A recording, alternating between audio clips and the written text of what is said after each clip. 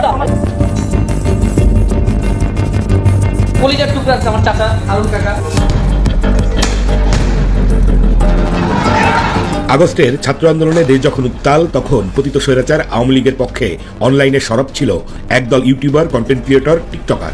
আর এই কন্টেন্ট ক্রিয়েটরদের নেতৃত্ব দিচ্ছিলেন ইউটিউবার তহিদ আফ্রিদি। ফ্যাসিস্ট বলতে কি বোঝায়? তারা আমাকে ফ্যাসিস্ট বলে। আমি সবাইকে অনুরোধ করব যে ফ্যাসিস্টের ডেফিনেশন কি এবং ফ্যাসিস্ট হিসেবে আমার সময় কি অবস্থা ছিল আর এখন ডক্টর ইউনূস কি করছে হয়েছে। ইউনূসের একটা সাজা প্রাপ্ত শ্রমিক আদালতে শ্রমিকের অর্থ আত্মসাৎ করার দায়ে এবং শ্রমিকের অধিকার বঞ্চিত করার দায়ে যে লোকটি সাজাপ্রাপ্ত আসামি, কি দুর্ভাগ্য বাংলাদেশের, সে আজকে বাংলাদেশের ক্ষমতায় বসে আছে, তাও অবৈধভাবে। অন্তর্বর্তীকালীন সরকারের মেয়াদ নিয়ে উত্তপ্ত দেশের রাজনৈতিক অঙ্কন। একদিকে অধিকাংশ রাজনৈতিক দল দ্রুত নির্বাচনের ঘোষণা চাইছে, অন্যদিকে বিভিন্ন মহল থেকে সরকারের মেয়াদ 5 বছর করার দাবি উঠছে। কিন্তু সত্যি কি 5 বছর ক্ষমতায় থাকতে পারবে এই অন্তর্বর্তী সরকার? বিস্তারিত আরিফ হাসানের প্রতিবেদনে। আসসালামু আলাইকুম ওয়া রাহমাতুল্লাহ। সবাই কেমন আছেন? আশা করি সবাই অনেক অনেক ভালো এবং সুস্থ আছেন। সবাইকে স্বাগতম জানাচ্ছি আমাদের আরেক নতুন ভিডিওতে। প্রতিদিনের মতো আমি আপনাদের সিরাত ফারুকী আবারও চলে আসলাম নতুন একটা ভিডিও নিয়ে। দর্শক, আপনারা ইতিমধ্যে ভিডিওর শুরুতে বেশ কিছু অংশবিশেষ দেখে বুঝতে পেরেছেন আজকের ভিডিওটা কতটা গুরুত্বপূর্ণ হতে চলেছে। বর্তমানে সারা দেশে যে রাজনীতির পরিস্থিতি চলতেছে তারই ধারাবাহিকতায় আজকের ভিডিওটা। তো দর্শক, আর বেশি কথা না বলে আমরা ভিডিওর বাকি অংশগুলো একটু বিস্তারিত দেখে আসবো। তার আগে আপনাকে ছোট্ট একটি অনুরোধ জানিয়ে রাখতে চাই, যারা আমাদের এই চ্যানেলটিতে এখন নতুন আছেন, দরকার আমাদের চ্যানেল সাবস্ক্রাইব করে সাথে থাকবেন, যাতে পরবর্তী কোনো ভিডিও আপলোড দেওয়ার সাথে সাথে আপনার কাছে নোটিফিকেশন পৌঁছে যায়। দর্শক, আর বেশি কথা না বলে আমরা ধারাবাহিকভাবে একটি ভিডিওটা দেখে আসবো। সবাইকে অনুরোধ করবো, ভিডিওটা একটু লম্বা হবে কিন্তু ভিডিওটা অনেক গুরুত্বপূর্ণ তথ্য জানতে পারবেন। আর বেশি কথা না বলে ধারাবাহিকভাবে একটু ভিডিওটা বিস্তারিত দেখে আসবো। আমার বাবা, আমার দাদা একজন মুক্তিযোদ্ধা,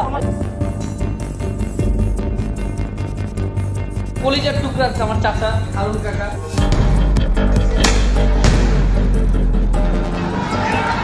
আগস্টের ছাত্র আন্দোলনে দেশ যখন উত্তাল, তখন পতিত স্বৈরাচার আওয়ামী লীগের পক্ষে অনলাইনে সরব ছিল একদল ইউটিউবার, কন্টেন্ট ক্রিয়েটর, টিকটকার। আর এই কন্টেন্ট ক্রিয়েটরদের নেতৃত্ব দিচ্ছিলেন ইউটিউবার তহিদ আফ্রিদি। তহিদ আফ্রিদির নেতৃত্বে একদল কন্টেন্ট ক্রিয়েটর, টিকটকার হাত মিলিয়েছিল স্বৈরাচার হাসিনার সঙ্গে। তারা মোটা টাকার বিনিময়ে লিপ্ত হয় গভীর ষড়যন্ত্রে। ছাত্র আন্দোলনের বিরুদ্ধে ভিডিও বানিয়ে আন্দোলন ভিন্ন খাতে প্রবাহিত করার কড়া নির্দেশ দিয়েছিল আফ্রিদি। কন্টেন্ট ক্রিয়েটরদের সর্দার আফ্রিদির কথা মতো কয়েক লাখ টাকার বিনিময়ে প্রথম ভিডিও বানিয়ে প্রকাশ করেন তাহমিনা চৌধুরী প্রীতি নামে এক টিকটকার। হাসিনা পতনের পর ওই টিকটকারের বাড়িতে বিক্ষুব্ধ জনতা হামলা চালালে পরে জানা যায় আফ্রিদির কাছ থেকে টাকা নিয়ে সরকারের পক্ষে ভিডিও বানিয়েছিল তাহমিনা চৌধুরী নামের ওই টিকটকার। তাহমিনার বাড়িতে হামলা হলেও মাস্টারমাইন্ড আফ্রিদির গায়ে একটুও টোকাও লাগেনি। ইন্টারনেট বন্ধ করে গণহত্যার সময় আওয়ামী লীগের একটি অফিসে ডেকে 25 কন্টেন্ট ক্রিয়েটরকে রাষ্ট্রীয় মামলার হুমকি দিয়ে সরকারের পক্ষে ভিডিও বানানোর কড়া নির্দেশনা দেওয়া হয়। সরকারের পক্ষে কাজ করলে তাদের আর্থিক সুবিধা সহ নানা প্রলোভন দেখানো হয়। ডিনার শেষে দেওয়া হয় অর্থ। এই আয়োজনটিরও মাস্টারমাইন্ড ছিলেন তহিদ আফ্রিদি। ফুড আপ্পি হিসেবে পরিচিত এক ফুড ব্লগার সময় টিভির এক অনুষ্ঠানে এই বিষয়টি তুলে আনেন। এ সময় ছাত্র আন্দোলনের পক্ষে থাকা কন্টেন্ট ক্রিয়েটরদের নানা ধরনের হুমকি দেন আফ্রিদি। আমরা যে যারা পোস্ট দিছি তাদের বিরুদ্ধে রাষ্ট্রীয় মামলা হতে যাচ্ছিল। তহিদ আফ্রিদি ভাই এই জিনিসটাকে থামায় বলছে যে কন্টেন্ট ক্রিয়েটর গুলোকে ডাকা হোক, ডেকে এদেরকে বোঝানো হোক তারা যেন সরকারের পক্ষ নিয়ে, ছাত্রদের বিপক্ষ নিয়ে এবং জামাত শিবিরের বিপক্ষ নিয়ে তারা যেন ভিডিও আপলোড করে, তাহলেই হয়ে যাবে। মানে মূল হোতা যেটাকে আমরা বলি সেটা ছিল তহিদ আফ্রিদি ভাইয়া। ওখানে যাওয়ার পরে আমাদের সাথে বিহেভ করা হয়েছে আমি বলবো না, আমাদের কাছ থেকে ফোনটা নিয়ে নেওয়া হয়েছে যেন আমরা কোনো কিছু রেকর্ড করতে না পারি বা কোনো কিছু ক্লিপ ধারণ করতে না পারি। আমাদেরকে কি লোক দেখানো হয়েছিল আমি একটু ক্লিয়ার করি। সেটা হচ্ছে বিটিএসএল এর মাধ্যমে আমাদের পেজ যেন অলওয়েজ ফেসবুকের কাছে সিকিউর এবং সেফ থাকে, এটা তারা উদ্যোগ নিবে। সেকেন্ড হচ্ছে রেমুনারেশন যা চাবো তাই দিবে, টাকা যাই চাই তাই দিবে। এবং সেই সাথে আমাদের বাসায় যেন কোনো ধরনের কোনো অ্যাটাক করা না হয়, কোনো ধরনের কোনো প্রবলেম না হয়, সেজন্য তারা যত ধরনের সিকিউরিটি দেওয়ার সেটা দিবে। এই ধরনের লোকগুলো হচ্ছে আমাদেরকে দেখানো হয়েছিল এবং পাশাপাশি ভয় এটাও দেখানো হয়েছিল যে যদি আমরা ভিডিও না বানাই সেক্ষেত্রে কি হবে কেউ জানে। তো ওই জায়গা থেকে বাসায় আমি আসার পর আমি সত্যি কথা বলতে অনেক বেশি আতঙ্কিত ছিলাম। অন্যান্য যে কন্টেন্ট ক্রিয়েটররা ছিল তারা হচ্ছে সেখানে ডিনার করছে, অনেকে ডিনার করছে, অনেকে চলে আসছে। ডিনার করার পরে প্রত্যেকের হাতে আর কি এক একটা করে খাম দেওয়া হয়েছিল। ওই খামের ভেতরে টাকা ছিল, সেটা আমি জানতাম না, সেটা আমি গতকালকে মাত্র জানছি। কত টাকা ছিল সেটা জানতে পেরেছি? আমার জন্য বরাদ্দ ছিল 20,000 টাকা। অন্য বাদ বাকি কাকে কি দিচ্ছে সেটা তো আমি বলতে পারবো না। আমার জন্য বরাদ্দ ছিল 20,000 টাকা। সেটা নাকি তহিদ আফ্রিদি ভাইয়া বাদ বাকি সবাইকে বলছে যে ফোটাপির টাকাটা আমি বিকাশে তাকে সেন্ড করে দিচ্ছি, বাট এটা মানে সম্পূর্ণ একটা গুজব। ওই 17 তারিখ লাস্ট ওই টাকা দেওয়ার পোস্টের পরই আমার সাথে মেইন ঝামেলাগুলো স্টার্ট হয়। আমারই একজন মানুষ, বন্ধু মানুষ, সে ফোন দিয়ে বললো তুই পোস্ট ডিলিট কর, এই পোস্টগুলো রাখা উচিত না, কারণ এটা সামনে অনেক ঝামেলা হবে, তোর নয় মামলা হবে। সরকার পতনের কিছুদিন আগে সাবেক ডিবি প্রধান হারুনের ভিডিও ফাঁস হয়। অনলাইনে সাবেক ডিবি প্রধান হারুনের আপত্তিকর ভিডিও যে কোনো মূল্যে সরিয়ে দিতে সাইবার এক্সপার্ট ধরেছিলেন আফ্রিদি। সরকার পতনের পর আফ্রিদি দাবি করেছেন ডিবি হারুন তাকে নানা ধরনের হুমকি ধামকি দিত, অথচ ডিবি হারুনকে চাচা দাবি করে তার অফিসের ভিতরে ব্লগিং করত আফ্রিদি। আমাদের কলিজার টুকরা আমার চাচা হারুন কাকা। অভিযোগ আছে ডিবি হারুনের নাম ভাঙিয়ে বিভিন্ন জায়গায় ভয়ভীতি দেখাতো সে। ভাই কথা বললাম, ওরা বললো যে ভাই এটা পসিবল হবে না, কারণ হচ্ছে অনেক জায়গায় চলে গেছে, তো অনেকে রাইট ম্যানেজার আছে, এতগুলো ভিডিও আসলে এগুলো এভাবে রিমুভ করতে পারবে না। মানে ফেসবুক থেকে 90% রিমুভ করলেও হয়। ছাত্র আন্দোলনের বিরুদ্ধে অবস্থান নেওয়া তহিদ আফ্রিদিকে বলা হচ্ছে এই প্রজন্মের ডিজিটাল রাজাকার। এখন কেমন আছেন তিনি? ছাত্র আন্দোলনের অন্তত 4টি মামলায় তহিদ আফ্রিদি এবং তার বাবা নাসিরউদ্দিন সাথীর বিরুদ্ধে, যাত্রাবাড়ি এবং বাড্ডা থানার একাধিক মামলার গ্রেপ্তারি পরোয়ানার আসামি আফ্রিদি প্রকাশ্যেই ঘুরে বেড়ান। স্বৈরাচার পতনের 8 মাস হলেও আফ্রিদিকে গ্রেপ্তার করা হয়নি। স্বৈরাচারের পক্ষে অবস্থান নিয়ে জাতির সাথে বেইমানি করা তহিদ আফ্রিদি সরকার পতনের পর বিয়ে করেছেন তার দীর্ঘদিনের প্রেমিকা সেই টিকটকারকে। বউ নিয়ে তাকে বিভিন্ন জায়গায় ঘুরতেও দেখা যায়। গত ফেব্রুয়ারিতে তহিদ আফ্রিদি তার ফেসবুক পোস্টে দাবি করেন তিনি দ্য প্রেসিডেন্ট ভলান্টিয়ার্স সার্ভিস অ্যাওয়ার্ডে ভূষিত হয়েছেন। তার দাবি যুক্তরাষ্ট্রের প্রেসিডেন্টের পক্ষ থেকে স্বেচ্ছাসেবী কর্মকাণ্ডে জড়িত থাকার কারণে এই অ্যাওয়ার্ড পেয়েছেন। সরকার পতনের পর চরিত্র উন্মোচন হয় আফ্রিদির। ভিডিও ব্লগিং করতে পারছেন না। নেটিজেনরা আফ্রিদি, সোলামান সুকন সহ এসব স্বৈরাচারের দোসর কন্টেন্ট ক্রিয়েটরদের বয়কটের ডাক দিয়েছে। পাবলিক সিম্পেথি পেতে এই কথিত অ্যাওয়ার্ড প্রাপ্তির ভাওতাবাজি নাটক সাজিয়েছেন Afridi. The president volunteer service award এর অফিসিয়াল ওয়েবসাইটে গিয়ে দেখা যায় কয়েকটি ক্রাইটেরিয়া পূরণ করে মাত্র $12.25 বা বাংলাদেশি টাকায় প্রায় 1500 টাকায় এই সার্টিফিকেট এবং মেডেল যে কেউ কিনতে পারে। তহিদ আফ্রিদি 1500 টাকায় ভলান্টিয়ার অ্যাওয়ার্ড কিনে সেটা দিয়ে আবার বিভিন্ন মিডিয়ায় নিউজ করিয়েছে। জনগণের সিম্পেথি পেতে এর আগেও আফ্রিদির নানা ধরনের স্ট্যান্ডবাজি আমরা দেখেছি। তহিদ আফ্রিদির বড় পরিচয় তিনি মাই টিভির কথিত মালিক নাসিরউদ্দিন সাথীর পুত্র এবং টেলিভিশনটির এমডি।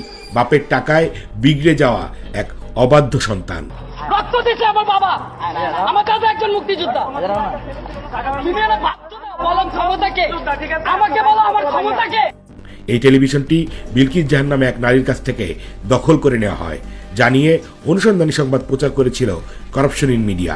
ভাইরাল সেই প্রতিবেদনটি পর সর্বমহলে মাই টিভির চেয়ারম্যান নাসিরউদ্দিন সাথী এবং তহিদ আফ্রিদিকে নিয়ে সমালোচনা শুরু হয়। তবে আওয়ামী লীগের সুবিধাভোগী দালাল নাসিরউদ্দিন সাথী এবং তার পুত্র আফ্রিদির কিছুই হয়নি।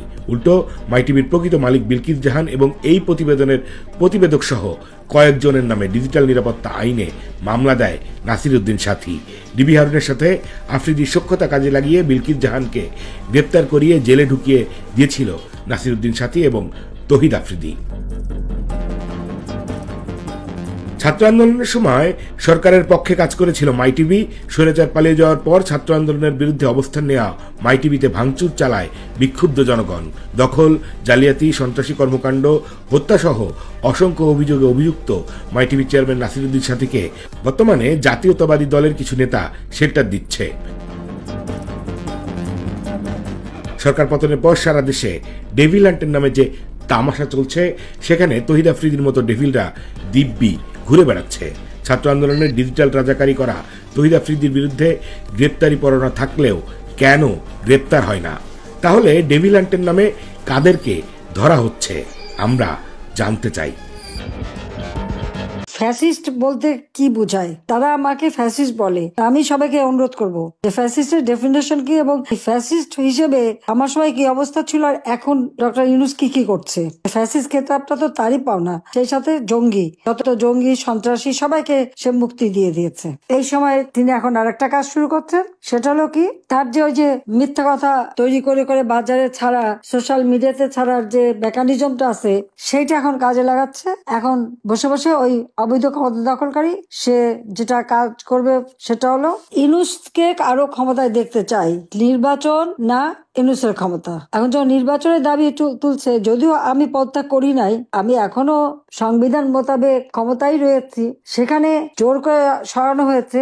সেখানে এখন তার প্রচেষ্টা যে এমন ভাবে সে একটা জনমত সৃষ্টি করবে যার মাধ্যমে তারা প্রচার করবে যে না আমরা চাই, ইউনূসকে চাই, ইলেকশন চাই না। এই জাতীয় এগুলি সব তৈরি হবে নিজেরাই। ওখানে তার ওই মিথ্যা কথা বলার যে লোকগুলি ভাড়া করে অনেক টাকা দিয়ে বসে রেখেছে, সেখানে বসে বসে এই কথাগুলি তারা তৈরি করবে, এই কন্টেন্ট তৈরি করে করে সব জায়গায় ছাড়বে যে না, যাতে তার আর ক্ষমতা থেকে যাওয়া না লাগে। এটাই হচ্ছে তার এখন সর্বশেষ প্রচেষ্টা, সে এভাবেই চালাচ্ছে। তার জন্য হাজার হাজার কোটি টাকাও সে খরচ করছে, কারণ বাংলাদেশের প্রত্যন্ত অঞ্চলে সে এক একজন করে তার এজেন্ট লাগিয়ে রেখেছে। সে তাদের এই লোকজন দিয়ে যেটা করা হচ্ছে যে তার ওই মিডিয়ার মাধ্যমে সে এখন এটাই প্রচার করবে যে না, ইউনূস খুব ভালো কাজ করছে, এখন আর তাকেই রাখতে হবে, তাকে 5 বছর রাখতে হবে। ইউনূসকে নাকি তারা প্রধানমন্ত্রী হিসেবে রাখতে চায়, তাকে নাকি রাষ্ট্রপতি হিসেবে রাখতে চায়। এই ধরনের নানা প্রচারণা চালানোর জন্য সে নিজেই মিটিং করে একটা এই ধরনের একটা বুদ্ধি পরামর্শ দিয়ে তার লোকদের ছেড়ে দিয়েছে যে তাদেরকে দিয়ে এখন এই ধরনের প্রচার আপনারা 2-4 দিনের মধ্যেই দেখতে পারবেন যে এই প্রচার শুরু হয়ে গেছে যে না, এখন ইউনূস থাকবে, ইউনূস না থাকলে নাকি কিছুই হবে না, দেশ নাকি এখন উন্নতি হবে না। কি উন্নতি করেছে? হলি আর্টিজেনে যারা সেখানে সন্ত্রাসী জঙ্গি কাজ করলো সেটাকে আমরা দমন করলাম এবং তাদের খুঁজে বের করে সাজা দিলাম, তারা মুক্ত। সেখানে যে 29 জন মানুষ মারা গেল, এটার কি জবাব দেবে সে? বিডিআরে বিদ্রোহ, গ্রেপ্তার করা হলো, মামলা দেওয়া হলো, বিচার করা হয়েছে, কিন্তু যারা আমাদের সেনাবাহিনীর সদস্যদেরকে বিডিআরে হত্যা করলো তাদের সবাইকে মুক্তি দিয়ে দেওয়া হয়েছে। তাদেরকে মুক্তি দেওয়া, তাদের জামিন দেওয়ার জন্য ব্যস্ত, কিছু দেওয়া হয়েছে, আরো দেওয়া হবে। কারণটা কি? 21শে আগস্ট গ্রেনেড হামলা করে আমাকে সহ আমাদের আওয়ামী লীগের নেতাকর্মী হত্যার চেষ্টা। হ্যাঁ, বেঁচে গেছি আমি, কিন্তু আমার তো ওখানে 22 জন নেতাকর্মী আইভির অংশ মারা গেছে, 700-800 নেতাকর্মী আহত, এখনো অনেকের শরীরে স্প্লিন্টার।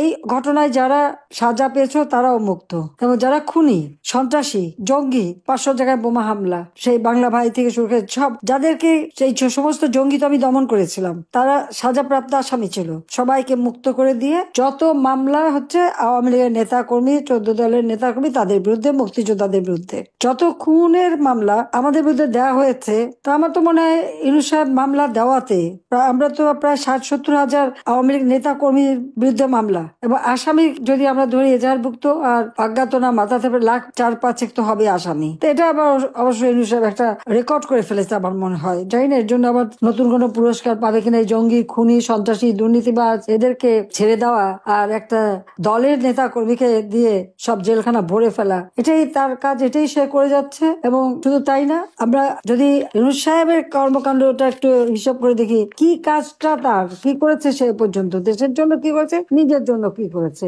সেটা একটু আপনি হিসাব করেন। এমন এক ব্যক্তি আজকে ক্ষমতা আসলো এই সন্ত্রাসী কর্মকাণ্ড করে, যে নাকি শ্রমিক আদালতে সাজাপ্রাপ্ত আসামি, নিজের কোম্পানির শ্রমিকদের যে ফাঁকি দেয়, তাদের প্রাপ্য টাকা, যেন কোনো কোম্পানি প্রফিটের 5% শ্রমিক কল্যাণ ফান্ডে দিতে হয়, সে টাকা দেয়নি, তার বিরুদ্ধে মামলা করে। এক পর্যায়ে শ্রমিকদের সাথে নেগোসিয়েশন করে যে টাকাটা ফান্ড করে রাখার কথা, সেই ফান্ডে টাকাটা রাখি, পরবর্তীতে আবার ওই ফান্ডের থেকে 25 কোটি বা 26 কোটি হবে এরকম টাকা তুলে নিয়ে সেই টাকার থেকে শ্রমিক আন্দোলনের সভাপতি এবং সাধারণ সম্পাদক এবং তাদের আইনজীবী তাদেরকে ঘুষ দেয়। 3 কোটি টাকা করে শ্রমিক সেই আন্দোলনের যে সভাপতি, সেক্রেটারি তাদেরকে টাকা দেয়। এমনকি তখন যিনি অ্যাটর্নি জেনারেল ছিলেন তাকেও 12 কোটি টাকা নিয়ে সাথে ইউনূসের আবার এজেন্ট থাকে, সে যে কাজ করে তার লবিস্ট ফার্ম, এখানকে একজনকে সে ব্যবহার করে তাকে দিয়ে লবিস্ট করাবে। যখন অ্যাটর্নি জেনারেল কাছে গেল, সে তো অস্বীকার করলো এবং তারপরে তিনি অস্বীকার করার পরে তো এই কথাটা বেরোলো যে কিভাবে ঘুষ সে দিয়ে গেছে। এবং শ্রমিক আদালতে শ্রমিকের মামলায় 6 মাসের জেল হয়েছে ইউনূসের। একটা সাজাপ্রাপ্ত শ্রমিক আদালতে শ্রমিকের অর্থ আত্মসাৎ করার দায়ে এবং শ্রমিকের অধিকার বঞ্চিত করার দায়ে যে লোকটি সাজাপ্রাপ্ত আসামি, কি দুর্ভাগ্য বাংলাদেশের, সে আজকে বাংলাদেশের ক্ষমতায় বসে আছে, তাও অবৈধভাবে, অসাংবিধানিক ভাবে জনগণের ম্যান্ডেট নাড়িয়ে ক্ষমতা দখল করে বসে আছে। আজকে রাজনৈতিক দল হিসেবে আওয়ামী লীগ এবং আমাদের সহযোগী সংগঠনের নেতাকর্মী, তাদের মধ্যে মিথ্যা মামলা, হয়রানি, হত্যা, ছেলেকে পায়নি মাকে অ্যারেস্ট করে নিয়ে গেল, মা নামাজ পড়ছে বাড়িতে ঢুকে তাকে মারলো, আগুন দিয়ে মা চাচি একসাথে মেরে তারপরে সেই ছেলেদের অ্যারেস্ট করে নিয়ে গেল। এখন যখন তার জারি জুরি ফাঁস হয়ে যাচ্ছে এবং চারিদিকে এখন মানুষ চাচ্ছে গণতন্ত্র ফিরে আসুক, কারণ এখন তো কোনো গণতন্ত্র নাই, কোনো নির্বাচিত সরকার ক্ষমতা নাই, জবরদস্তি করে ডাকাতি করে ক্ষমতা দখলকারী এখন বসে আছে ক্ষমতায়। অন্তর্বর্তীকালীন সরকারের মেয়াদ নিয়ে উত্তপ্ত দেশের রাজনৈতিক অঙ্কন। একদিকে অধিকাংশ রাজনৈতিক দল দ্রুত নির্বাচনের ঘোষণা চাইছে, অন্যদিকে বিভিন্ন মহল থেকে সরকারের মেয়াদ 5 বছর করার দাবি উঠছে। কিন্তু সত্যি কি 5 বছর ক্ষমতায় থাকতে পারবে এই অন্তর্বর্তী সরকার? বিস্তারিত আরিফ হাসানের প্রতিবেদনে। ডক্টর মোহাম্মদ ইউনূসকে বাংলাদেশে একটি নির্বাচিত সরকারের প্রধানমন্ত্রী হিসেবে 5 বছর হিসেবে দেখার একটা আকাঙ্ক্ষা আমার সারা জীবন থাকবে। আরো 5 বছর থাকেন। অন্তর্বর্তী সরকারের গঠনের 8 মাস পেরিয়ে গেলেও এখনো পর্যন্ত জাতীয় নির্বাচনের কোনো সুনির্দিষ্ট রোডম্যাপ প্রকাশ না হওয়ায় সন্দেহের মাত্রা বাড়ছে রাজনৈতিক অঙ্গনে। অধিকাংশ রাজনৈতিক দল নির্বাচনের চাপ প্রয়োগ করলেও এই প্রেক্ষাপটে অনেকেই ডক্টর মোহাম্মদ ইউনূসের নেতৃত্বাধীন অন্তর্বর্তী সরকারকে আরো 5 বছর ক্ষমতায় রাখার দাবিও তুলছে। এ নিয়ে প্রতিবেদন প্রকাশ করেছে সংবাদ মাধ্যম বিবিসি বাংলা। বিবিসি বলছে, বিএনপি সম্প্রতি প্রধান উপদেষ্টার সঙ্গে বৈঠক করে নির্বাচন নিয়ে অসন্তুষ্টি প্রকাশ করেছে। দলটির দাবি, আগামী ডিসেম্বরের মধ্যে নির্বাচন হওয়া উচিত, অন্যথায় রাজনৈতিক ও অর্থনৈতিক সংকট আরো ঘনীভূত হবে। তবে প্রধান উপদেষ্টা ডিসেম্বর থেকে আগামী বছরের জুনের মধ্যে নির্বাচনের কথা বললেও কোনো নির্দিষ্ট তারিখ বা রোডম্যাপ দেননি। তার মধ্যে এই সরকারের মেয়াদ বাড়ানো নিয়ে গুঞ্জন উঠেছে। বিবিসি বলছে, বিষয়টি আলোচনায় আসে স্বরাষ্ট্র উপদেষ্টা জাহাঙ্গীর আলম চৌধুরীর একটি বক্তব্যের পর, যেখানে তিনি জানান জনগণ এই সরকারকে আরো 5 বছর ক্ষমতায় দেখতে চায়।